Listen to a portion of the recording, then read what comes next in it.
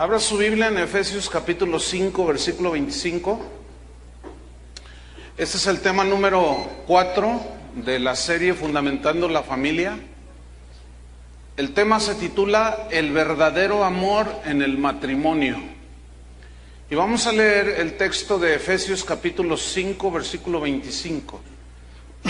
Dice así: Maridos, amad a vuestras mujeres, así como Cristo amó a la iglesia y se entregó a sí mismo por ella, para santificarla, habiéndola purificado en el lavamiento del agua por la palabra, a fin de presentársela a sí mismo una iglesia gloriosa, que no tuviese mancha ni arruga ni cosa semejante, sino que fuese santa y sin mancha.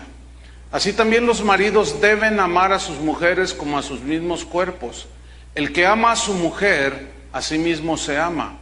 Porque nadie aborreció jamás su propia carne, sino que la sustenta y la cuida, como también Cristo a la iglesia. Porque somos miembros de su cuerpo, de su carne y de sus huesos. Por esto dejará el hombre a su padre y a su madre, y se unirá a su mujer, y los dos serán una sola carne. El verdadero amor en el matrimonio. Recordemos, ya lo vimos hace 8 días, que para los griegos existían 4 definiciones del amor. Uno es el amor eros, que habla del amor de los sentidos naturales. El segundo es el amor fileo, que es el amor fraternal entre amigos. El tercero es el amor storge, que es el amor de los padres hacia los hijos y viceversa. Es el amor que uno dice tener hacia su país, su ciudad, etc. Y el cuarto es el amor agape, que es el amor en su máxima expresión. Es el amor que ama incondicionalmente. Bájale un poquito el micrófono, por favor, ¿sí? Es el amor que se sacrifica. Es el amor que da la vida por otros. Y esta es la clase de amor con la que Cristo amó a su esposa, que es la iglesia. Bien.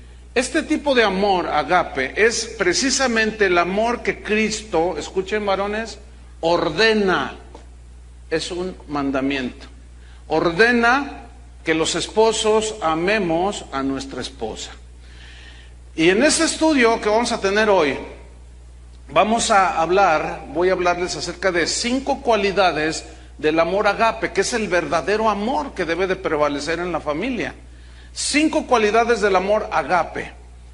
Número 1, el amor agape es un amor santificador. Número 2, es un amor purificador. Voy a hablar de cada uno. Número 3, es el amor sustentador. Número 4, el amor agape es el amor que cuida, el amor cuidador. Y número 5, el amor agape es un amor inquebrantable. Vamos a ver el número 1, que es el amor agape es santificador. ¿Qué significa esto? Vamos a estudiarlo. Efesios 5:26. Dice que en el 25 dice que debemos amar así como Cristo amó a la iglesia y se entregó a sí mismo por ella. En el 26 dice ¿para qué? Se entregó. Para santificarla. Esa palabra viene del griego hagiazo, que significa poner aparte algo para Dios.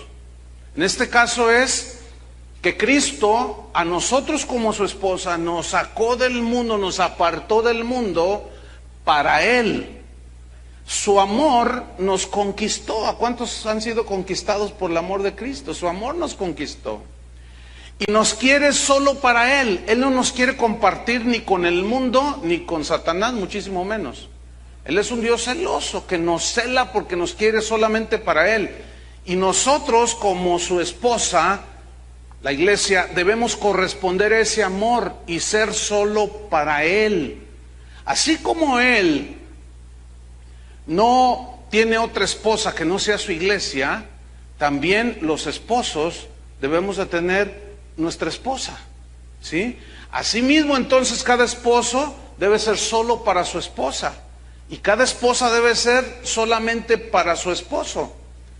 Es decir, que el esposo que ama a su esposa la santifica, porque dice que se entregó para santificarla, para apartarla para Él. Él nos apartó a nosotros que somos su esposa, nos apartó de la contaminación del mundo, nos apartó de la maldad, nos apartó del pecado. Y nunca Cristo, como esposo de la iglesia, nunca nos va a obligar a hacer algo contrario a su palabra. Nunca va a abusar de nosotros como esposa que somos de Cristo, jamás. Entonces el esposo que ama a su esposa tampoco abusará de ella, tampoco. En la mente de Dios, en el diseño de Dios, no está contemplado eso. Porque entonces el esposo debe de considerar a su esposa como carne de su carne, como hueso de sus huesos. Así dijo Adán cuando la vio: esta ahora es carne, ella es ahora carne de mi carne, hueso de mis huesos.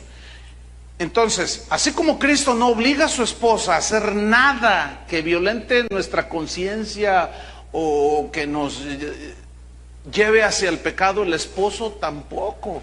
Él nos santificó y nosotros debemos santificar a nuestra esposa en ese sentido, apartándola de todo lo mal que hay. Ahorita vamos a especificar un poco más, pero recuerden aquel ejemplo que les puse de aquel marido que obligaba a su esposa a acostarse con el compadre, porque en una jugada de póker apostaron las esposas y el hombre perdió, y esta mujer es una mujer cristiana. El hombre se decía cristiano, imagínense. Entonces ella obviamente no consintió con esa proposición del marido y no estaba obligado a hacerla, por supuesto que no. Aunque le decía: debes de sujetarte. ¿No has oído lo que la Biblia dice? Que te sujetes en todo. Es obvio que la mujer no debe sujetarse en aquello en lo cual violenta la palabra de Dios. No. El esposo debe de amar a su esposa con amor santificador, es decir, tenemos que amar a la familia para apartarla del mal. Ahora bien, aquí entra la segunda cualidad del amor agape, que es un amor purificador. Y volvemos al versículo 26 de Efesios, donde dice: para santificarla, o sea, a la iglesia en este caso, pero así debemos de amar los maridos, habiéndola purificado, o sea, a la iglesia, en el lavamiento del agua por la palabra. En los tiempos antiguos había un ceremonial para las novias, que hacían las novias de aquellos tiempos. Ellas se bañaban literalmente con agua, pero era un ceremonial que simbolizaba que después de que ese baño estaba quitando toda su vida pasada, todo lo malo que ellas habían cometido, y ahora se iban a dedicar en cuerpo y en alma y en todo hacia su esposo. Y esta figura es tomada aquí por Pablo y guiada por el Espíritu Santo, pero es una realidad de nosotros, no es una ceremonia. Es decir, que Cristo nos lavó, nos purificó en el lavamiento del agua, y luego dice: ¿por medio de qué? Por la palabra. O sea, fue su palabra la que nos engendró, fue su palabra la que nos dio vida nueva, es su palabra la que nos renueva, es su palabra la que nos alimenta, es su palabra la que nos limpia de todo pecado. Entonces, dice el versículo 27 de Efesios 5, a fin de presentársela a sí mismo una iglesia gloriosa, que no tuviese mancha ni arruga ni cosa semejante, sino que fuese santa y sin mancha. Así quiere Cristo a su esposa. Y Cristo se preocupa cada día por la iglesia que es su esposa. Y cada día vela por nuestra situación espiritual. Y cada día vela por apartarnos cada vez más del mundo, por apartarnos cada vez más de los enredos con Satanás, de apartarnos de nuestro egoísmo, porque Él quiere una iglesia pura y sin mancha. De igual manera, el marido debe de purificar a su esposa para presentársela una esposa hermosa, digna de un matrimonio donde Cristo reina. ¿Cómo verían ustedes una boda así literal? El novio que está aquí esperando a la novia, y de repente entra por allá la novia con su vestido blanco, y uno espera verla radiante, ¿verdad? Pero resulta que cuando se va acercando, ves que su vestido está todo arrugado, y luego con manchas de birria, que es comida típica de acá, de Jalisco. Y luego, imagínense una que traiga la camiseta de las Chivas sobrepuesta. Imagínate el novio, él quiere ver una novia hermosa, radiante, preciosa, y esta llega toda fea, así como que no va. Bueno, escúchenme bien, esposos, escúchenme bien. La esposa que tú tienes es la que tú has ministrado. ¿Me entendieron o no? Bueno, ahí medítenlo luego. Cristo nos amó y se entregó en sacrificio para purificar nuestras vidas. Y cada día está al pendiente de eso. Fíjate lo que hizo Cristo con nuestra fealdad pecaminosa. Con lo ¿qué es lo que hace con nosotros? Isaías 1:18 dice así: venid luego, dice Jehová, y estemos a cuenta. Fíjate, el esposo poniéndose a cuenta con la esposa, o que la esposa rinda cuentas al esposo. Si vuestros pecados fueren como la grana, como la nieve serán emblanquecidos. Si fueren rojos como el carmesí, vendrán a ser como blanca lana. ¿De qué habla esto? Habla de que el esposo, Dios, Cristo, perdona las debilidades de su esposa, que somos nosotros. Maridos, ¿estamos conscientes que nuestra esposa no es perfecta? ¿Sí o no? ¿Y nosotros sí lo somos? No. El asunto aquí es que no podemos nosotros poner como pretexto, y es que yo también soy sujeto de debilidad y no puedo hacer lo que Cristo me exige. No. Ese no es un concepto que esté avalado por las Escrituras, porque es un mandamiento. Es cierto que la perfección no la vamos a lograr en esta vida.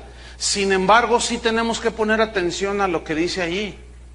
Y así como Cristo perdona a la iglesia, nosotros como maridos tenemos que sobrellevar las imperfecciones de nuestra esposa y amarla. Ese es el mandamiento para nosotros. Para ellas es que respete al marido. Fíjense qué interesante. En Miqueas 7:19 dice así: Él volverá a tener misericordia de nosotros. Fíjate ese verbo, volverá. O sea, habla de una repetición. Volverá a tener misericordia de nosotros. Sepultará nuestras iniquidades y echará en lo profundo del mar todos nuestros pecados. Significando que Dios no se va a acordar de todas las cosas feas que nosotros hacemos como su esposa. Y aquí nosotros debemos de aprender de Dios. No debemos traer al presente las cosas pasadas feas. Esto es muy común en la relación matrimonial, pero es responsabilidad del varón no traer a la memoria lo pasado. Es muy común escuchar a las esposas diciendo de no, sí, yo me acuerdo bien, en 1981, el 2 de febrero, a las 2 de la tarde con 3 minutos y 7 segundos. No, las señoras para eso tienen una memoria, pero tienen un pésimo mal gusto de traer al presente el pasado. Imagínate a Dios haciéndonos lo mismo como esposa. No, señoras, ya párenle, borren todo eso, déjenlo allá, en el olvido total. ¿Sí? Déjenlo allá, ya no lo traigan a la memoria. Aunque también hay esposos, sabemos esposos que a veces también hacemos lo mismo. Y es un pésima manera de hacer la relación matrimonial. ¿Por qué? Porque el Señor dice, mira, yo borraré todas tus rebeliones, las echaré al olvido, nunca te las voy a traer en cara, jamás, y volveré a tener misericordia de vosotros. Entonces, aquí hay ese principio que es muy poderoso, que es el principio del perdón en el matrimonio. Si queremos que funcione la relación matrimonial, debemos, escuchen bien, no es opcional, debemos hacer lo que Dios hace con la iglesia. Ahora, ¿cuál es el medio purificador que Jesús usó para purificarnos y a nosotros transformarnos y tenernos paciencia? La palabra de Dios. La palabra de Dios es el medio purificador. Fíjate lo que Jesús dijo en Juan capítulo 17, versículo 14. Él dijo lo siguiente: Yo les he dado tu palabra. Está orando Cristo ahí en el huerto de Getsemaní y están sus discípulos allí y está orando al Padre y le dice, yo les he dado tu palabra y el mundo los aborreció porque no son del mundo, como tampoco yo soy del mundo. No ruego que los quites del mundo, sino que los guardes del mal. No son del mundo, como tampoco yo soy del mundo. Y miren el 17, santifícalos en tu verdad, tu palabra es verdad. Santifícalos es apártalos para ti, límpialos con tu verdad, tu palabra es la verdad. Yo quiero resaltar el versículo 14, la primera frase que aparece allí, que dice Jesús, yo les he dado tu palabra. Y ahí estaban sus discípulos, que eran su esposa. ¿Sí? La iglesia que iniciaba. Dice, yo les he dado tu palabra. Si en este momento Cristo nos llamara a cuentas a los varones, ¿cuántos pudiéramos decir, yo les he dado tu palabra?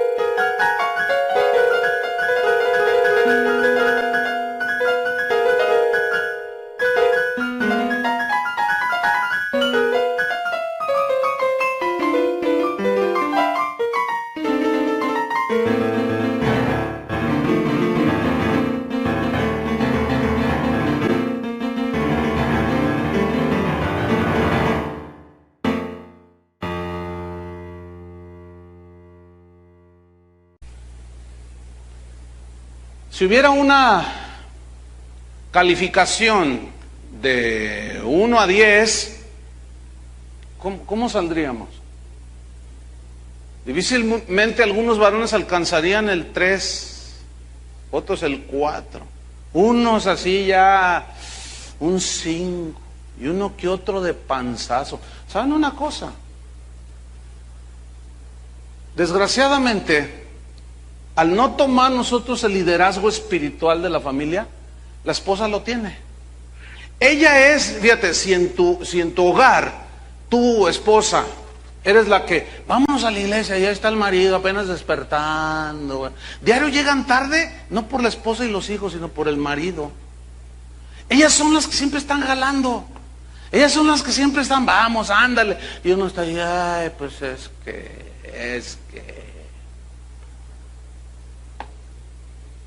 Es decir, que cada uno tiene la familia con la que tú estás trabajando. Lo que tú haces en la familia, esa es la familia que tienes. No puedes tener ni más, no puedes tener menos. Entonces, fíjate, yo les he dado tu palabra. El esposo que ama a su esposa debe ministrar a su esposa y a la familia con la palabra de Dios. Solamente la palabra es la única que tiene el poder para transformarnos. Entonces, cuando ella está en cualquier situación que esté pasando, los hijos, problemas que surgen en la familia, el esposo que ama con amor agape, que purificas a su familia, a su esposa y a sus hijos, es un esposo que busca la solución ¿en dónde? En la palabra de Dios. Escuchen eso bien, varones, en la palabra de Dios. No hay otra fuente. Solo el consejo de la palabra de Dios es el único que tiene el poder para redarguir nuestras vidas, porque la palabra de Dios es viva, es eficaz. Es más cortante que toda espada de 2 filos.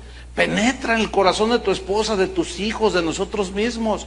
Y podemos tener una reacción externa de, ay, no, pero ahí está la palabra.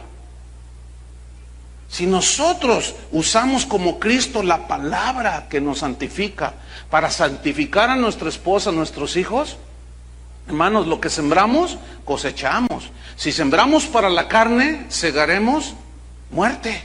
Si sembramos para el espíritu, ¿qué vamos a cosechar? Vida.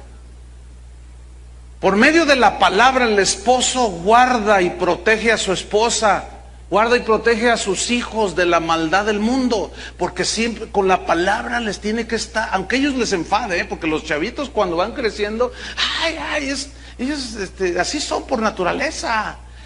Una vez, nunca se me olvida, mi hijo dice, papá, tú para todo sacas un sermón. Le dije, soy pastor, hijo. Pero aparte de pastor, le digo, bueno, soy tu papá, yo te tengo que enseñar. No, pero es que para todo. Y si atropellan un perro, sacas una lección. Si bueno, en ese tiempo él estaba aprendiendo. Ahora él me agobia y me dice, bueno, no me agobia, me pregunta mucho, tiene mucha hambre de la palabra, en fin. Pero es la palabra de Dios, hermanos, la que al ministrarla a nosotros, nos santificamos. ¿Me explico? Porque nos vamos apartando. No, mira, hijo, cuando te ofrezcan droga, diles, no, ¿por qué? Por esto. Tú diles, yo soy cristiano, yo amo a Dios, pero te van a atacar, Pero mira lo que dice Cristo. Dice que por causa de Él te van a atacar. Entonces tú no hagas caso del ataque. Entonces tú comienzas a ministrar a tu esposa con la palabra. Cuando está triste, desconsolada, tú le llevas una palabra de aliento, una oración que no tiene que durar 3 horas. Una oración, ¿verdad? Señor, fortalécela, bendícela, etcétera. Entonces Jesús dice, no ruego que los quites del mundo, sino que los guardes del mal.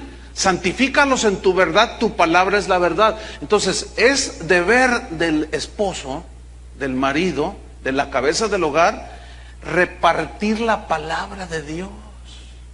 ¿Me estoy explicando? Y de esa manera nosotros podemos amar con amor purificador, porque la misma palabra nos santifica a nosotros. Y a la misma vez nos extendemos hacia el núcleo familiar y funciona mejor la cosa, hermanos. Funciona mejor la cosa. Entonces, escuche, el esposo cristiano sabe perfectamente lo entiende perfectamente que él, como esposo, su esposa y su familia ya no son del mundo. Un esposo cristiano sabe, según la Biblia, debe entender y saber que sus metas ya no son tanto terrenales, sino espirituales. Un esposo cristiano sabe esto, debe entenderlo para poder dirigir día con día a la familia hacia su destino eterno con Dios. Desgraciadamente, el orden de prioridades no es ese en muchas familias y por eso sufren las consecuencias.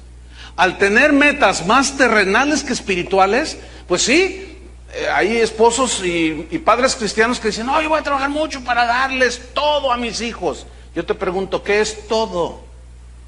Y tú me vas a decir, bueno, que tengan lo que yo no tuve. Ah, si no tuviste propiedades, o tu papá nunca tuvo, nunca te dio que gastar. Entonces, todo lo reducen a simple y puras metas terrenales. No, que yo que mi hijo tenga una carrera y sea doctor en no sé qué. Está bien, eso es parte de la responsabilidad. Pero si eso lo tienes como meta única, estás fallando. Nuestras metas, tenemos que trabajar, tenemos que estudiar, tenemos que ser productivos, tenemos que ser buenos ciudadanos, tenemos que ser hacendosos, tenemos que ser trabajadores. Eso, la Biblia también habla de ello. Pero por sobre eso hay metas espirituales, hermano. Yo les preguntaría, ¿hacia dónde estás dirigiendo tu familia? Si tú constantemente les estás sembrando materialismo, tú vas a tener un ateo en potencia materialista. No, hermanos, varones, esposos, nuestras metas deben de ser espirituales.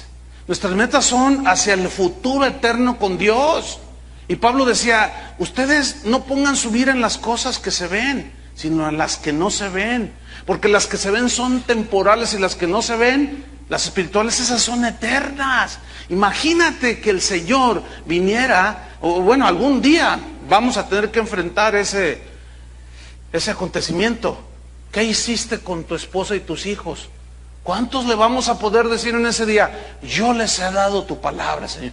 Yo los dirigí, yo los amonesté de día y de noche, y los cuidé y los protegí, y les daba tu palabra, y vivía con ellos. ¿Cuántos podremos decir eso en aquel día? Entonces, ¿se dan cuenta que casarse y llegar al matrimonio es mucho más que la mera ceremonia, donde todo el mundo quiere echar la casa por la ventana? Donde todo el mundo él quiere traer el mejor traje fabricado en el mundo, ella el exclusivo modelo, porque yo no quiero verme como las otras, y le dan un sobreénfasis a todas esas cosas, y al rato son del montón, rebeldes, desobligados ellos, borrachos, golpeadores. ¿Y dónde quedó todo ese asunto y toda esa faramaya y del día de la ceremonia? No, hermanos, los énfasis están totalmente invertidos. El énfasis debe de ser espiritual. Nuestras metas son espirituales, deben ser espirituales. ¿Cuántos saben que un día van a morir? Solo vamos de paso en esta tierra, somos extranjeros y peregrinos. Y la Biblia nos instruye de punta a punta que nuestras metas deben de ser totalmente espirituales. Entonces ya no trabajo, pastor, eso es lo que tú quieres. No, ya hablaremos de eso, ya hablaremos de eso. Entonces el esposo cristiano sabe que su familia ya no es del mundo. Ya no es del mundo, y uno tiene que cuidar que el mundo no se meta a la familia, al hogar. Pero si usted, señora, está todas las tardes viendo las novelas y deleitándose allí, pues sus hijas van a ser novelera, aunque a veces no es así. A veces hay mujeres hacendosas y mujeres virtuosas de Dios, y los chavos tienen esa cualidad de que saben esconder muchas cosas, pero precisamente por eso tenemos que cuidar. Que eso ya tocaremos ese punto. Vamos a ver la tercera definición, la tercera cualidad del amor agape. Ya dijimos que el amor agape es santificador, El amor agape es purificador, y el tercero es que el amor agape es sustentador, sustenta. Efesios 5:28 dice así: así también los maridos, o sea, así también esa frase se refiere al versículo 25, 26 y 27. Así como Cristo amó a la iglesia, se entregó, la santificó, la purificó, así también, dicen, los maridos. Y vea lo que viene a continuación, es un verbo que está en imperativo, lo que significa que es un mandamiento. Así también los maridos deben. Entonces, esto significa que es un deber de nosotros los esposos, como responsables de la familia, santificar a nuestra esposa, purificarla con la palabra, cuidarla con la palabra, dirigirla con la palabra. Deben amar a sus mujeres como a sus mismos cuerpos. Todos cuidamos nuestro ser, ¿no es cierto? Nuestro cuerpo. Bueno, nos alimentamos lo mejor que podemos, cuando estamos cansados descansamos, lavamos el cuerpo, en fin, protegemos nuestro cuerpo. Hay una analogía que Pablo pone acerca del cuerpo de Cristo, que es la iglesia. Dice que cuando un miembro del cuerpo, o sea, algún cristiano, se duele, todos los demás se duelen también. Y esta analogía es tomada del hecho natural de que, por ejemplo, cuando yo me golpeo una espinilla, ¿alguien se ha golpeado alguna vez en el filo de la cama?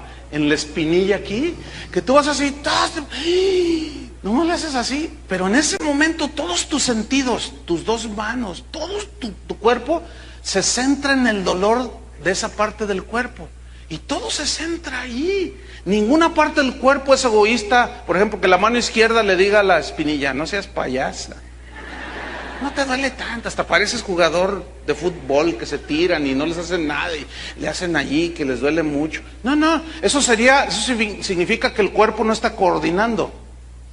Bueno, escúchame bien, dice la Biblia que tu esposa, mi esposa, es parte de mí, es carne de mi carne y hueso de mis huesos.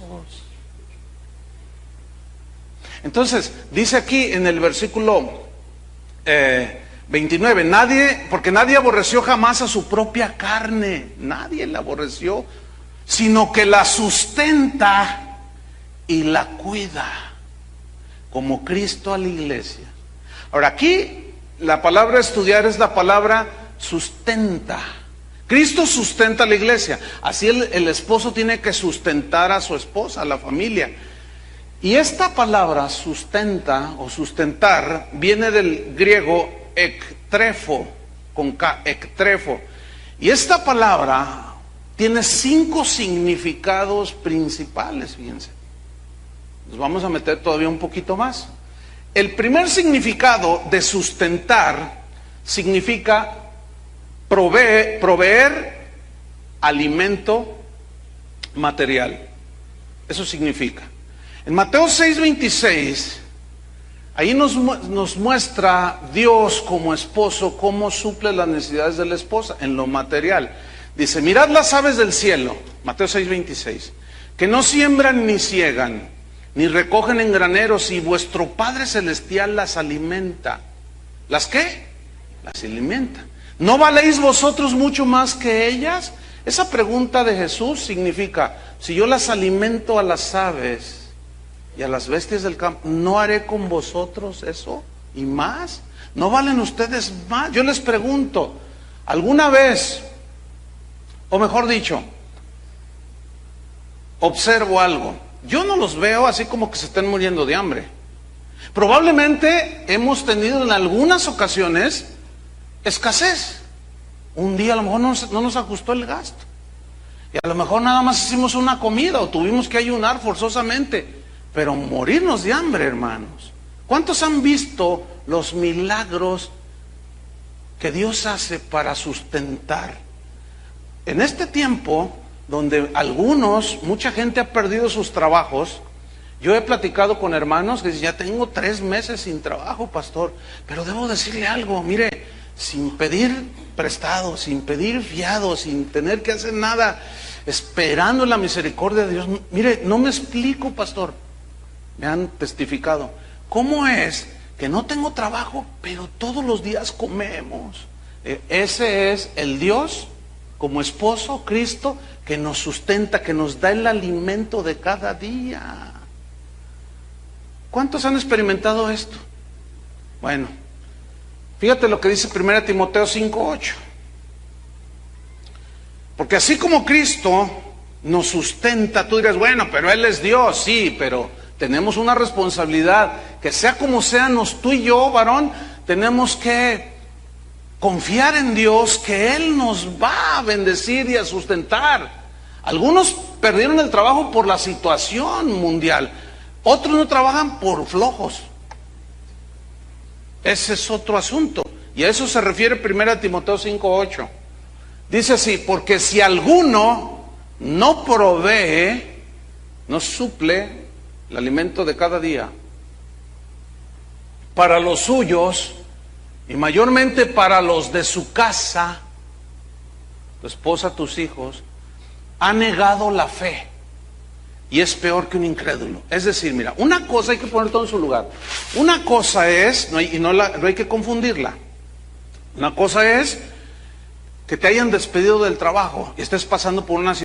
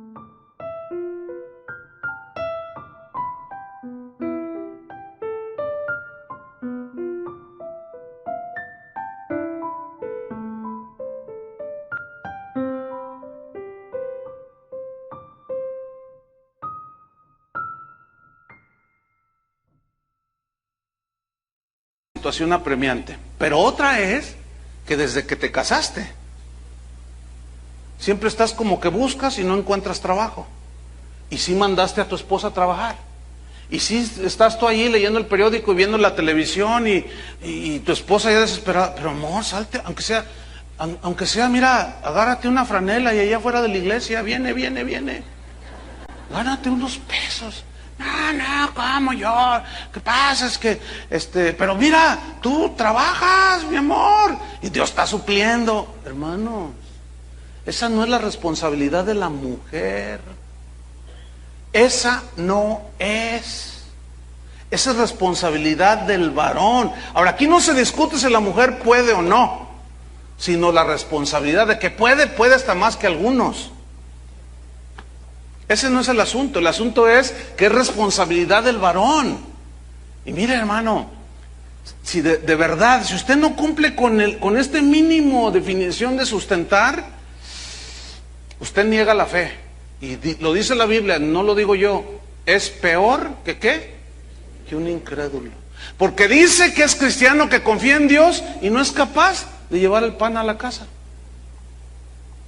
Repito, no confundan una situación apremiante como la que pueden estar pasando, que puede llevar 3 meses, 4 meses, hasta 6 meses, pero toda la vida, tienes 15 años, 20 años de casado y toda la vida estás en la misma situación. Ahí está el problema. La segunda definición de sustentar es sobrellevar las cargas. En este caso, así como Dios nos ayuda a nuestras cargas, nosotros debemos de ayudar a nuestra esposa. Salmos 55, versículo 22. Así trata Cristo a su esposa, fíjate. Dice, echa sobre el Señor tu carga y Él te la va a regresar. ¿Así dice? ¿No? Te dice, y Él te sustentará. O sea, Él te va a ayudar en esa carga que tú tienes. Ya hablaremos, y lo vamos a comprobar, un hecho que muy pocos varones nos damos cuenta, pero definitivamente la mujer trabaja más que el varón. ¿Sí o no, mujeres?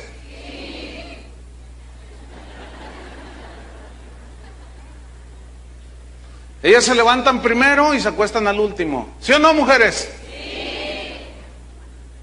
Y los varones algunos están.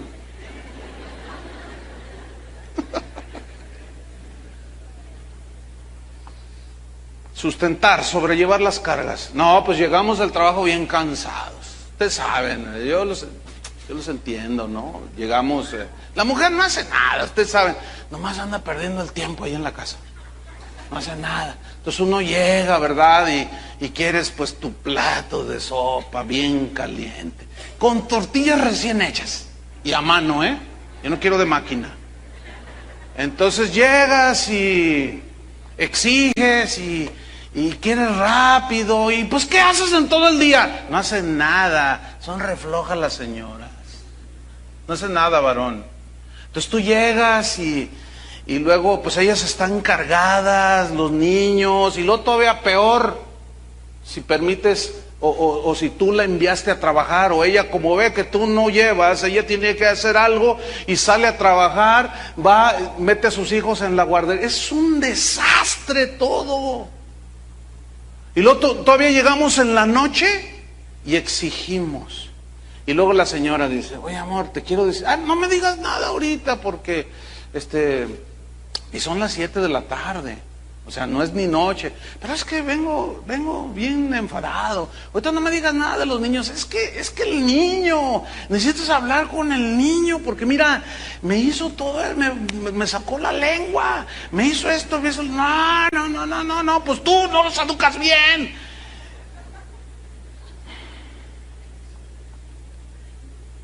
Es terrible, hermanos. Cuando tú llevas tus cargas con el Señor, ¿así te dice el Señor? No. ¿Qué no dice que echemos nuestras cargas sobre Él y Él nos sustentará? ¿Qué no dice que así como Él lo hace, nosotros debemos hacerlo? Fíjate, yo tengo 31 años de casado y todavía estoy aprendiendo cada día.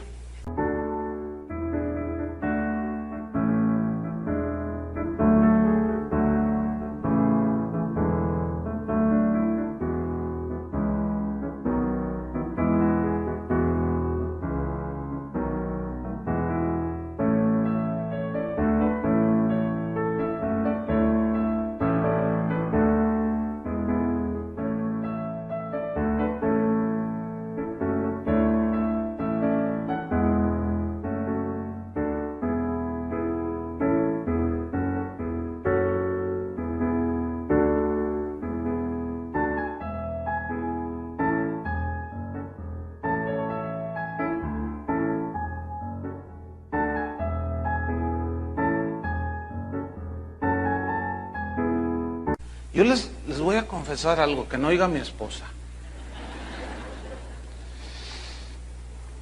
Yo hasta hace no mucho, era de los que comía y me levantaba. Siempre le he dicho gracias, ¿verdad? Porque valoro el esfuerzo. Gracias. Pero un día me dijo, oye, no, eso no. ¿Me amas?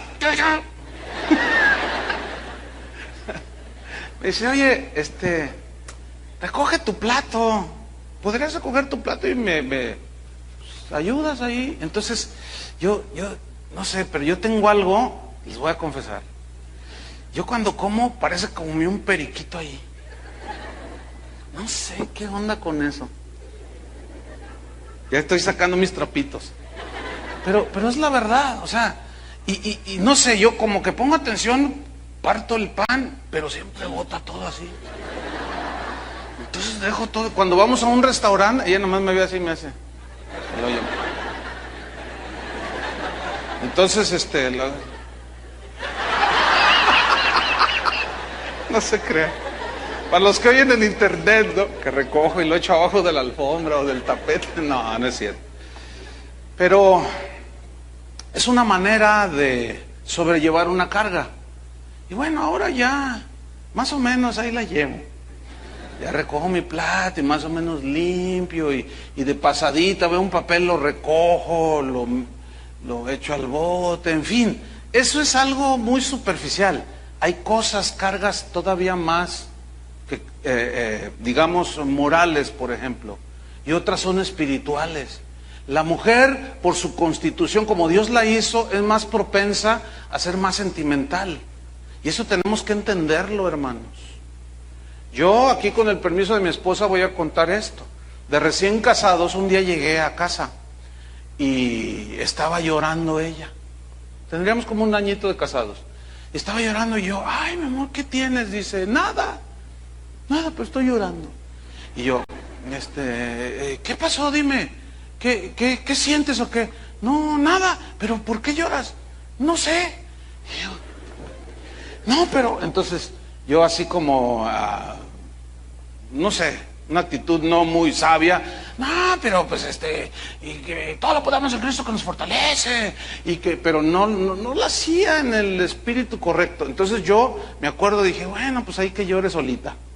Entonces me voy a mi cuarto y Dios me habla y me dice, tienes que aprender a conocerla. Estoy hablando, estábamos recién casados, tienes que aprender a conocerla. Y claramente el Señor me dijo, está en su periodo menstrual. Infórmate sobre eso. Y que voy rápido a la información y empiezo de verdad, es en serio, y empiezo a ver. Entonces empiezo a descubrir, porque yo nunca me había casado antes. Empiezo a descubrir, ni había puesto atención en eso. Yo no sabía si mis hermanas cuando andaban, todo era como un tabú. Y empiezo a estudiar y me empiezo a dar cuenta que cuando la mujer tiene su periodo mensual, se torna muy sensible, se torna hay que tratarla con mucha delicadeza, porque se vuelven irascibles, se vuelven, todo les molesta. Si les asusta una cucaracha, una rata, en ese periodo una mosca las pone, ¡ay, mosca del demonio! Entonces, yo dije, ay, Dios. Entonces yo fui y dialogué con mi esposa y le dije, oye, pues mira, pues discúlpame por esto, pero a ver, explícame cómo está ese asunto. ¿Cómo está? ¿Cada cuándo te viene todo ese asunto? Y me dice, bueno, mira, son periodos de 20 y tantos días y que no sé qué. A ver, pero ¿cómo saber? Pues para enterarme, ¿no? Dice, mira, tienes que contar, nunca entendí eso. Tienes que contar 29, 28, 20. Y yo dije, ¿y por qué no 1, 2, 3? No, porque mira, le digo, no, mira, simplemente, pues avísame o yo tengo que aprender. Y bueno, pasó el tiempo y ya me daba cuenta y más o menos sacaba mis cuentas y más o menos me salían. Entonces ya me daba cuenta y decía, bueno, tengo que ser más considerado, etcétera, ¿no? Y así es otro ejemplo, simple y llano tal vez, pero que a la larga produce una bendición. Y así como esa carga, y hay otras, hay muchas, entonces sobrellevar las cargas. Otra definición de sustentar es sostener algo para que no se caiga. Como algo que se viene así, entonces tú lo sostienes con tu fuerza, para que no se caiga y se rompa. En el mismo Salmo 55, en el versículo 22, en la segunda parte, dice: echa sobre Jehová tu carga y Él te sustentará. No dejará para siempre caído al justo. No dejará caído al justo. Mira, todos hemos oído la parábola del buen samaritano, así se le conoce. Es la historia en Lucas 10, del 33 al 37. Es una historia donde dice Jesús que un ladrón, esto lo dijo para ilustrar algo, es esta verdad. Dice que un hombre descendió, iba por el camino y llegaron unos ladrones, lo asaltaron, lo golpearon, lo dejaron medio muerto. Dice que pasó por el camino un sacerdote y pasó de largo, después pasó un levita y pasó de largo. Entonces dice que venía un samaritano y, movido a misericordia, se acercó a él y lo tomó, le dio de su lo que él traía, lo alimentó, lo cargó, lo puso en su cabalgadura, lo llevó a un hotelito por allí, y dijo: aquí cuídamele, susténtamele, aquí yo pago. Dice, movido a misericordia. Es decir, que un cristiano, y en este caso el esposo cristiano, no puede permitir no puede darse el lujo de dejar que su esposa permanezca caída. No sé si me explico. No pueden permitirlo. No es algo que nos está permitido. La mujer, repito, por su constitución natural con la que Dios la formó, es más propensa a todas esas situaciones. Cuando Pedro dice que demos honor a la mujer como a vaso más frágil, o sea, que se rompe más pronto que el vaso varonil,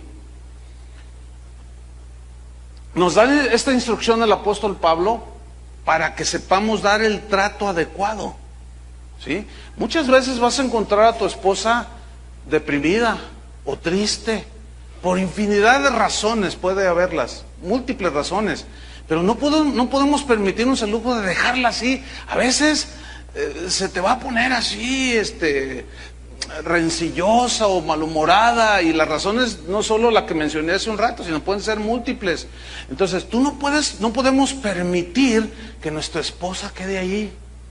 Tenemos que extendernos en ese amor que se sacrifica, como el del samaritano, y lo cargó al hombre herido y lo llevó y pagó y se esforzó, y todavía dijo: y todo lo que gaste de más, cuando venga yo lo pago. O sea, es un amor que se da. ¿Están entendiendo, varones? Y no podemos permitir que ella se hunda en la depresión. Hay maridos que a veces somos muy desconsiderados y las vemos allí y dicen: ay, pues señor, ayúdala, señor, ay, tú, ayúdala. Bueno, sí, pero a nosotros nos ha puesto como responsables del hogar, fíjense. Ese es el asunto, en este caso. Y la cuarta definición de sustentar es defender. Defender. Fíjate lo que dice Jeremías 15:20, que hace Dios con nosotros. Jeremías 15:20 dice: te pondré en este pueblo por muro fortificado de bronce, y pelearán contra ti, pero no te vencerán, porque yo estoy contigo para guardarte. ¿Y para qué? Defenderte, dice Jehová. Y te libraré de la mano de los malos y te redimiré de la mano de los fuertes. Entonces, esto es lo que hace Dios con su iglesia. Nos defiende, nos guarda. Él es, cuando viene el enemigo, Él saca la espada, su palabra, y nos defiende. De esa misma manera, nosotros debemos defender a nuestra esposa, fíjate. Defenderla de los ataques del mundo, defenderla de los ataques de Satanás y defenderla de ella misma. ¿Saben que la Biblia, una de las instrucciones contundentes acerca de la mujer en la familia, la esposa, es que debe estar sometida al varón? Ese es el orden, no por cuestión de valor, y eso ya lo discutimos, sino por cuestión de orden. Y Dios lo hizo así porque dice en 1 Timoteo 2:14 que Adán no fue engañado. Él tomó deliberadamente cuando Eva le dio del fruto. Sino que la mujer, dice, siendo engañada, incurrió en transgresión. Es decir, por naturaleza, pongan mucha atención, señoras, pero también los señores, y los jóvenes, porque un día se van a casar. Por naturaleza, la esposa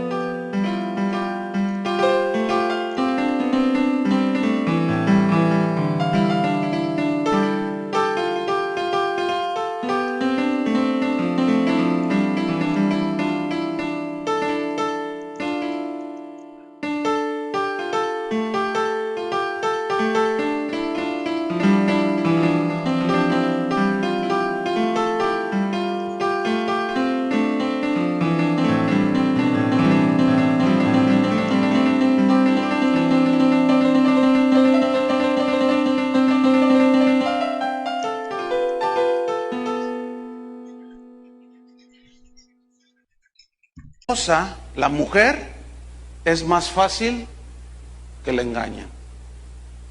Es más fácil que Satanás le meta ideas y la engañe. Por naturaleza, según la Biblia. Y yo creo lo que la Biblia dice.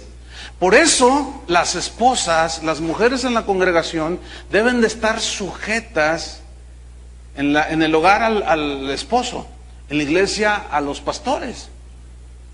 ¿Por qué? Porque la mujer es más susceptible del engaño. Déjenme ponerles un ejemplo. Cuando llega un vendedor a tu casa y toca, entonces tú vas y abres porque eres bien acomedido, ¿no? ¿Sí o no, varones? Sí, claro, ¿no? Entonces abres la puerta y enfrente tienes a un vendedor, porque lo ves ahí con las planchas y las licuadoras y todo, ¿no? Ustedes saben. Entonces te ve y te dice, buenos días. Bueno, a sus órdenes. Y luego te dice, ¿no está la señora? Y volteas. Y mira hacia atrás, ¿no está la señora? No, pero estoy yo. ¿Qué se te ofrece? No, yo quiero hablar con la señora. No, pero pues, yo soy su esposo. ¿Qué se te ofrece? No, pero yo quiero hablar con la señora. ¿Por qué creen? ¿Cuántos son vendedores? ¿A poco no compran más las señoras? El problema con muchos vendedores es que mienten con tal de vender. Si usted me compra esta licuadora, señora, ¿cuánto vale? Vale 900 pesos. Si usted me la compra, le regalamos una pantalla de 35 pulgadas de plasma. Y se la cree la señora. Mire, vaya y recoja con este boletito, vaya y recoja el premio allá, Electra, allá de Periférico Sur. Y usted compra la licuadora, señor, y luego va y dice, no, ¿cómo, señora? Digo, por pura lógica. Ay, pues es que a mí me aseguró que me... Son más fácil que las engañen a las señoras. Por eso el varón tiene que estar vigilante. Y cada vez que llega un vendedor, tú usarla, ¿qué traes aquí? Y, bueno, no sé si... Bueno, lo voy a decir. Es que la cosa está tan... Es una madeja ahorita la familia. Pero yo iba a decir, no le sueltes las tarjetas de crédito. Pero si ella es la que trabaja y tú no. Pues ella, o sea, es una madeja, mejor le sigo acá con el asunto. ¿No? Pues es que a veces resulta tan difícil.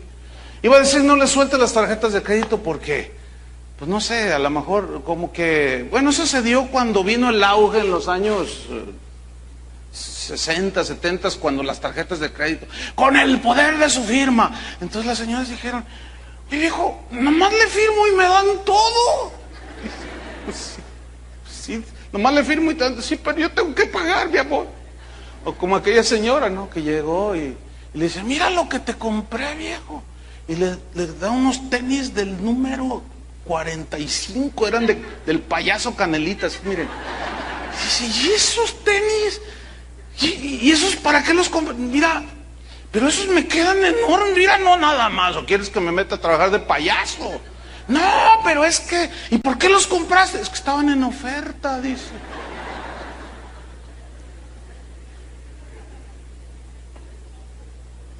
En la mañana me reclamaron algunas señoras y se empezaron a defender. No, no es cierto, me decía. Dice, no, no es cierto, se está defendiendo. No todas somos así. No, se entiende que no todas. Pero el punto es este, que son más susceptibles de ser engañadas, según la Biblia.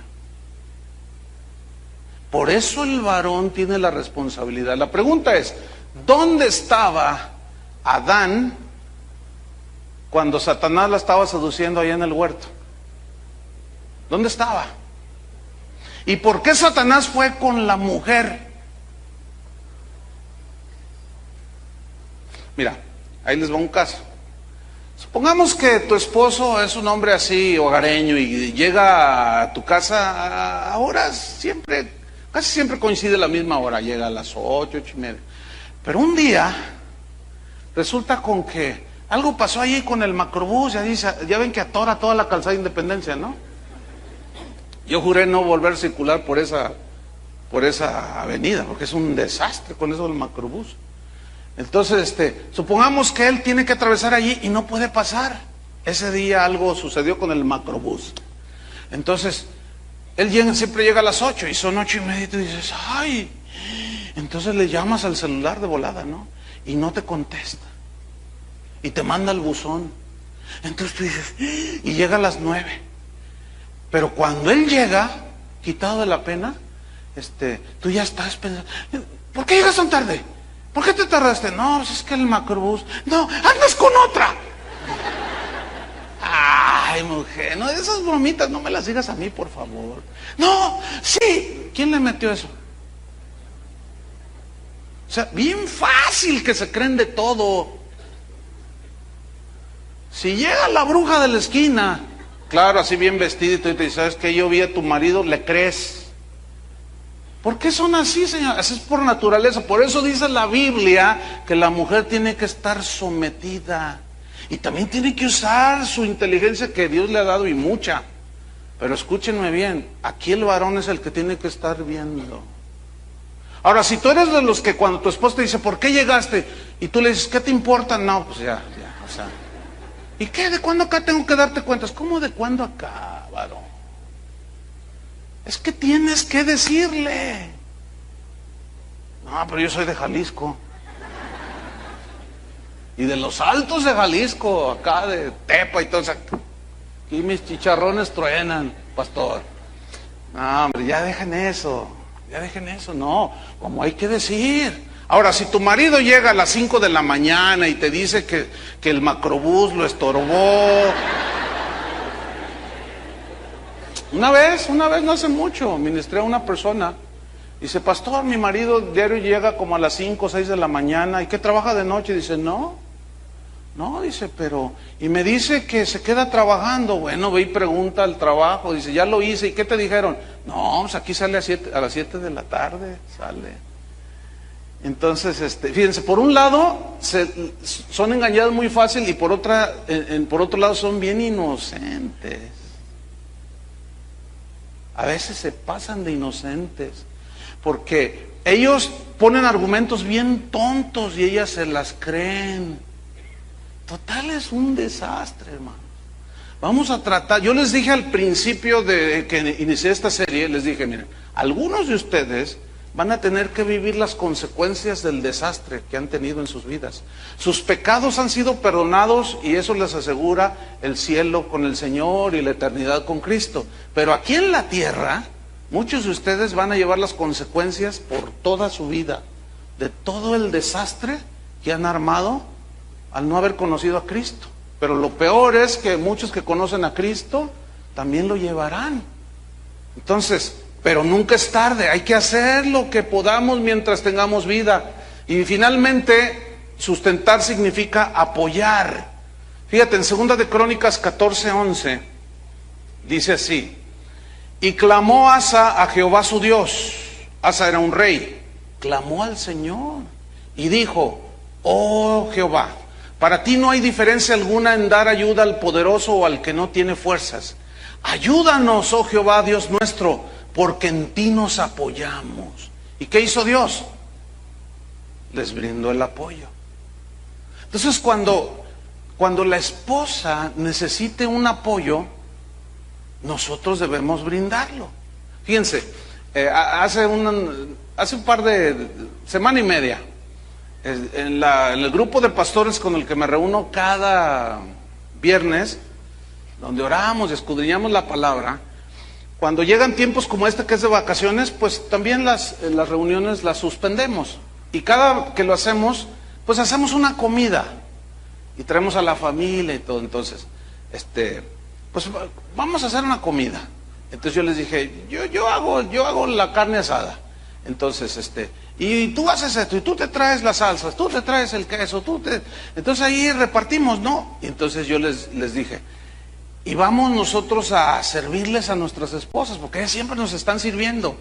Ellas siempre están ahí, ¿verdad? Y nosotros vamos a poner las mesas, y bueno, yo me encargo de esto, ya estamos todos ahí bien hacendosos. Y llegó el día de la tremenda fiesta pastoral. Entonces yo ya estoy asando la carne y empiezan a llegar, pero los veo que todos llegaban con una Coca-Cola de 5 litros, así, todos con su Coca-Cola. Y luego, oye, ¿y las tortillas? No, pues oye, ¿y el queso? Oigan, ¿y las salsas? Todos llegaban con su Coca-Cola. Le digo, sí, asado con pura Coca-Cola. Le digo, ¿qué pasó? Y luego, ay, pues es que, no, hombre, somos un desastre. Y los que no se dan cuenta las señoras, que no se dan cuenta. Ahí estaban allá sentaditas, esperando, y ya eran las 4 de la tarde y el tremendo asado no salía. Y luego, no, pues hay que hacer algo, a ver, ¿dónde quedó todo? Pues no hay nada, pues a ver qué. Yo dije, bueno, ahí tenía unas alitas, y digo, bueno, órale, lléguenle, ahí tratando, y ahí van al mercado aquellos, ¿no? A comprar lo que no habíamos traído, hubieran visto. Entonces, ya, hicieron más o menos una lista, y que me acuerdo, luego, oye, el hielo no se te olvide. Ay, se nos olvidó, ya venían a la mitad del camino, y ahí van de regreso otra vez. Y luego, al rato, que me acuerde, los vasos, que no se les vayan a olvidar los vasos, donde echamos la Coca-Cola. Y luego, oigan los vasos, y van estacionándose enfrente, y yo, ya los vi. ¿Trajeron los vasos? No, les digo. No, es que la verdad, es que no estamos acostumbrados.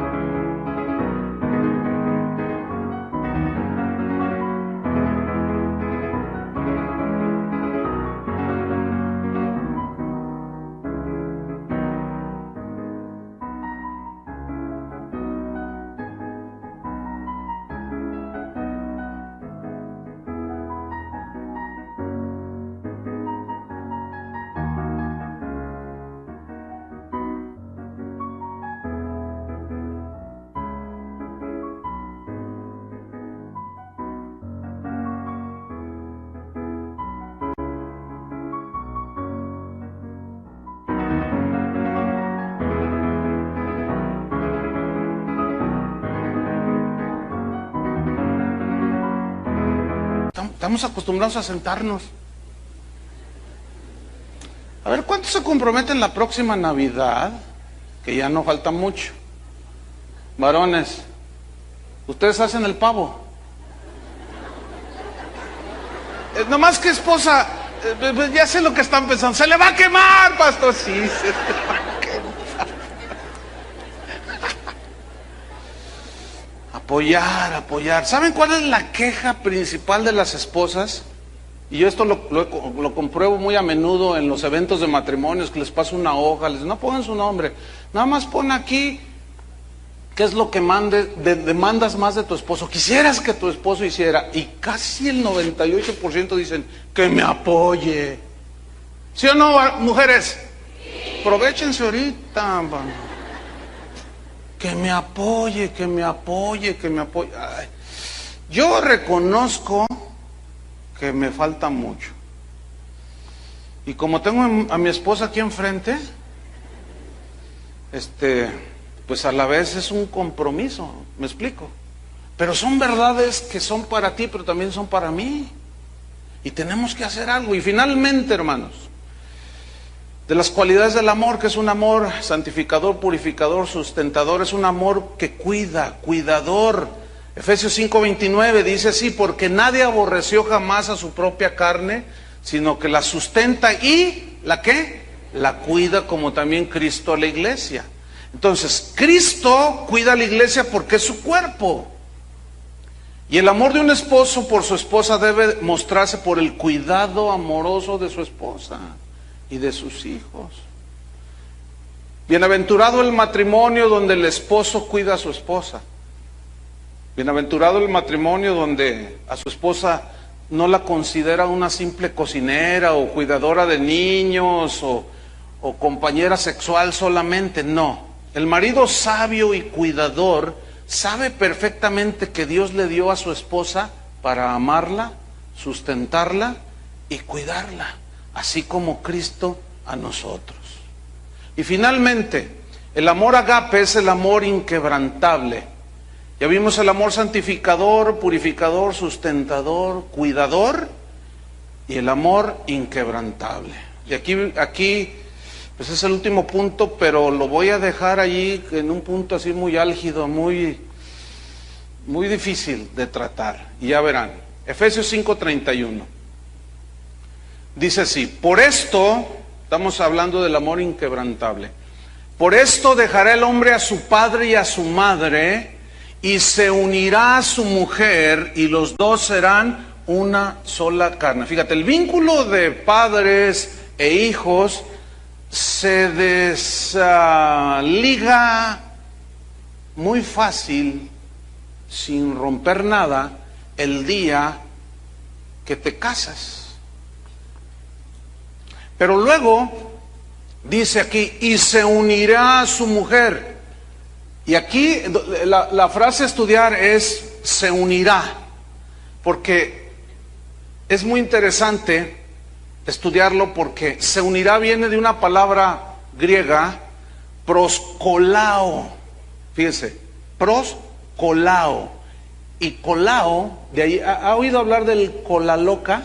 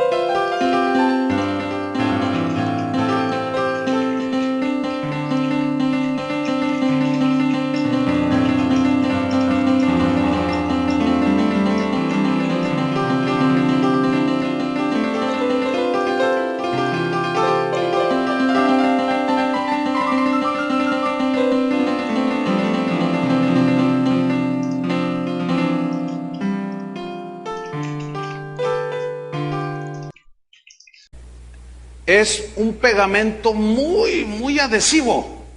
Pega de locura, dice el comercial. Fíjense, supe de una, no sé cuántos de ustedes han usado ese adhesivo, ese pegamento, y una gotita le cae en los dedos. ¿Sí les ha pasado? Y luego le hacen, ¡ay, mi amor! Y luego, ¿qué pasó? ¡Ay! Se les pegó. Entonces le hacen, y están allí. ¿Y ahora qué? Fíjate el poder de ese adhesivo. Cola loca se llama ese adhesivo. Bueno, supe de una persona que tuvo un accidente, que usaba unas gotas para sus ojos, y los frasquitos de cola loca son muy semejantes. Y en la noche se equivocó de frasco. Sí, efectivamente ya lo intuyó. Se puso una gota en un ojo. No, pues imagínense, ¿no? En la madrugada, fue algo espantoso. Tuvieron que darle asistencia médica. Pero fíjese, lo interesante de esto es que dejará al hombre a su padre y a su madre para unirse con un adhesivo proscolao, que significa pegar con una sustancia muy adhesiva para unir permanentemente. Fíjese, no sé cuántos de ustedes han asistido cuántos de ustedes, mejor dicho, no han estado en una boda cristiana en casa de oración. Levanten su mano. Los que no han estado, es un montón. Bueno, ok. Déjeme decirle, cuando yo caso a alguna pareja, le digo a él, ¿te comprometes delante de Dios a serle fiel? Y todo ese votos de compromiso. Y él, con ojitos de borrego, dice, sí, claro. Y a veces, hago el micrófono a un lado y le digo al oído, como los demás no oyen, le digo, así te quiero ver en un año, ¿eh? A veces hay confianza con los que se están casando y hago esas cosas, ¿no? Y luego le digo a la borreguita, ¿te comprometes delante? Y ay, con ojitos así de borreguita, medio morido, ay, sí, me comprometo, bueno, todo el asunto, ¿no? Pero luego, digo, los padres de ambos, vengan acá. Entonces ya llega la señora, las mamás y los papás, acérquese aquí.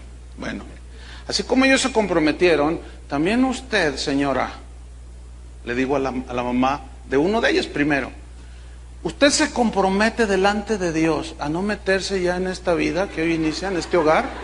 Y algunos así como, se ponen nerviosas las señoras. Un día una le digo, se compromete delante de Dios a no meterse en esta nueva familia que inicia. Y le decía,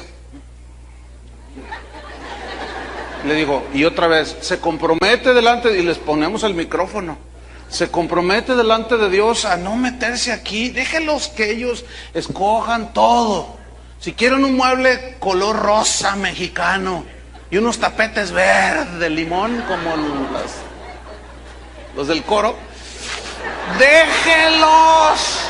No, pero ese se ve bonito, Imagínense una combinación, hasta yo vengo, mire, color limón. Entonces, les digo, se compromete delante de Dios a no inmiscuirse, ya no le corresponde, señora. Y una vez una estaba diciendo, pues sí, no, díganlo fuerte. ¿Saben por qué la mayoría de los chistes que se dicen sobre la familia son acerca de la suegra? ¿Por qué creen, señoras? Alguien me dijo en la mañana, no, el cola loca fue inventado para la suegra loca. Y no seas tan drástico. Fue mi hermano el que me dijo. Entonces miren, muchachos, cuando la suegra quiera meterse y después de haberse comprometido, hay un adhesivo que se llama cola loca. Nomás háganle así. No, señoras, ya hablando un poco más seriamente, aunque es serio. No, dejen allá. Dejará a su padre y a su madre y se unirá a su mujer con un adhesivo que si lo tratas de separar se destruye todo. Hay algunos Y es muy posible que haya gente aquí que todavía tienen su cordón umbilical unido a su mamá y tienen mamitis y no pueden vivir sin su mamá. Ay, a veces cuando hay una boda, siempre digo, ay, ahora me voy a llevar las tijeras del jardinero. Son unas tijerotas así para cortar pasto. A ver, ¿dónde está el cordón umbilical? Vamos a cortarlo de una vez. Desde aquí, a ver, a una, dos, y ¡pah! Porque, ay, a veces hay unos de 25, 28, 30 años que llegan al matrimonio con una barbota así impresionante, así todos cuadrados, así, todos bien. Y todavía, mami, oye, ¿a dónde quieres que me vaya de vacaciones? Digo, de luna de miel. No, escúchenme bien. Si me creyeran que ha habido suegras que se les aparecen donde están allá, no es en serio. Y aquí ha habido de esos casos, ¿eh? Yo digo, no puede ser, no puede ser. Mamá, ¿qué haces aquí? Ay, es que eres el hijo de mis entrañas. A las entrañas del Seol te vas a ir. ¡Qué desastre, hermano! ¡Qué desastre! Ay, un adhesivo inquebrantable. Mira lo que dice, terminamos, Malaquías 2:16. El Señor estaba en su mente unir al hombre y con su esposa hasta que la muerte, ¿qué? Los separe. ¿Hasta que qué?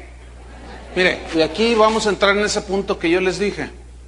Es muy difícil de tratar, pero me voy a tomar el tiempo para tratarlo, no ahorita obviamente, no, en las próximas enseñanzas, acerca del divorcio y de la disolución del matrimonio. ¿Qué dice la Biblia respecto al divorcio? ¿Qué dice la Biblia? ¿Cuáles son las causas que delante de Dios valen para que Dios avale la disolución de un matrimonio? Nada más lo voy a dejar ahí. Y yo sé que aquí hay gente, es bien entendible, hay miles de personas en esta congregación. Y puedo entender que hay gente que ha vivido de todo, gente que se ha casado 4 veces, otros hasta 5, otros 3, otros vienen a la iglesia y se están divorciando porque pues que ya no, que me equivoqué, dice una por allí. Y va desde infidelidad hasta cada tontería, con tal de romper el vínculo matrimonial, pero el Señor dice, no, vamos a ver qué dice la Biblia. Rápidamente, Malaquías 2:16. Entonces no me vengan a preguntar, yo sé que se me va a formar, ayer así pasó, se me formó una fila impresionante. No, hermanos, déjenme decirles, yo sé que cada caso es diferente y cada caso no se puede atender aquí. Si necesitan consejería, llamen a las oficinas y pídanla. Los vamos a tratar de atender a todos. No les que trabajemos horas extras, para eso estamos. Porque yo sé que hay muchos casos, porque venimos del mundo y es un desastre el mundo. Bueno, vamos a ver, Malaquías 2:16 dice así: porque Jehová Dios de Israel ha dicho que Él aborrece el repudio, y al que cubre de iniquidad su vestido, dice Jehová de los ejércitos, guardaos pues en vuestro espíritu y no seáis desleales. Aquí la palabra repudio significa divorcio. La versión de las Américas lo traduce mejor y dice, porque yo, dice Jehová, detesto el divorcio. ¿Qué hace Dios? ¿Qué detesta Dios? Díganlo, yo sé que no es fácil para algunos que están en situaciones o que pasaron y que están confundidos y que no saben, ay, entonces yo, ¿qué? ¿Cómo estoy yo? Bueno, yo entiendo eso, pero ya les expliqué. Yo les voy a decir lo que dice Dios. Dios aborrece el divorcio. ¿Por qué? Porque destruye el matrimonio que Él ordenó. Porque Él dijo, hasta que la muerte los separe. Pero alguno dirá, pero entonces ¿por qué algunos se divorcian? Y esto es lo preocupante de las iglesias cristianas de hoy, que hay una pandemia, esa es una pandemia, de divorcios totalmente injustificables. Yo he tenido que tratar situaciones donde le digo, ok, si tú ya no quieres vivir con ella y te quieres divorciar, puedes hacerlo. Ese es un asunto tuyo. Es que me cae gorda, es que le huelen los pies. Una vez una me dijo, ¿en serio? ¿Es en serio? Es que le huelen, pues échale talco. Pero no vengas con esa tontería de que te quieres divorciar de él. No, pues que lo compre él, el talco. Unas tonterías, hermano. Yo le digo, ok, si tú te divorcias, aquí, al menos aquí, jamás te vuelves a casar. ¿O qué? Imagínate. Ahora, aquí ha habido casos de gente que se casa 2 veces. Y ustedes en su ignorancia juzgan mal. Porque déjeme decirle una cosa. Yo mismo he casado aquí al menos una persona 2 veces. Sí, 2 veces. Pero déjeme decirle, ¿por qué? Porque la razón fue justificable por causa de infidelidad. Que esa es una de las concesiones que da la Biblia. Pero entonces termino. Dios aborrece el divorcio. Solo lo tolera en casos excepcionales que ya veremos posteriormente. Ahora, Dios perdona los errores, ¿sí o no? Los pecados que llevan al divorcio. Dios perdona el divorcio como perdona cualquier otro pecado. Pero, escúchenme bien, seguirá aborreciendo el divorcio, como sigue aborreciendo cualquier pecado. ¿Me entendió? Dios jamás va a tolerar o a estar de acuerdo en un divorcio. Pero por la dureza de nuestro corazón, por nuestros pecados e infidelidades, nuestras cosas, es que Él tiene que permitirlo. Pero no está en su plan. Por eso yo les dije que ese adhesivo con el cual el Señor une un esposo con una esposa, si lo quiere separar, todo se destruye. Se destruyen los hijos, se destruyen la familia de ambos. Todo mundo es afectado. Se afecta el trabajo del divorciado, de la divorciada, los vecinos, todos. Ay, qué triste, mira, tan lindo niño que tenía en sus brazos. Mira, no, todo es un desastre, hermanos. Por eso yo les dije, algunos de ustedes van a tener que llevar durante toda su vida las consecuencias. Van a tener que enfrentarlas con valentía. Porque muchos de ustedes ya hicieron un desastre. Su matrimonio anterior. A lo mejor ahorita están vueltos a casar. Conocieron a Cristo. Ya están con el Señor. Bueno, cada caso es diferente. Vamos a orar. Señor, te damos gracias por tu palabra. Gracias, Señor, porque nosotros somos los imperfectos, los pecadores, los que hemos hecho a un lado tus principios. Sin embargo, cuando Cristo vino a esta tierra a morir por nosotros, vino precisamente a rescatarnos de nuestra vana manera de vivir y vino a darnos una vida nueva. Y definitivamente viniste, Señor, a darnos, a recordarnos y a establecernos nuevamente los principios sobre la familia, el matrimonio. Gracias, Señor, porque tú nos amaste con amor agape, un amor que nos santificó, que nos apartó para ti, un amor purificador, sustentador, cuidador y un amor inquebrantable. Nada nos podrá separar de tu amor, porque estamos adheridos, unidos, con un adhesivo poderoso. Y es imposible ser separados de ti, Señor. Sin embargo, en los tiempos de Jesús, cuando tú caminaste en esta tierra, Señor, te preguntaron, ¿por qué Moisés permitió dar carta de divorcio? Y tú les respondiste, por vuestros corazones duros, por la dureza de vuestro corazón. Pero al principio no fue así. Y sigue el mismo principio, hermanos. Al principio no fue así.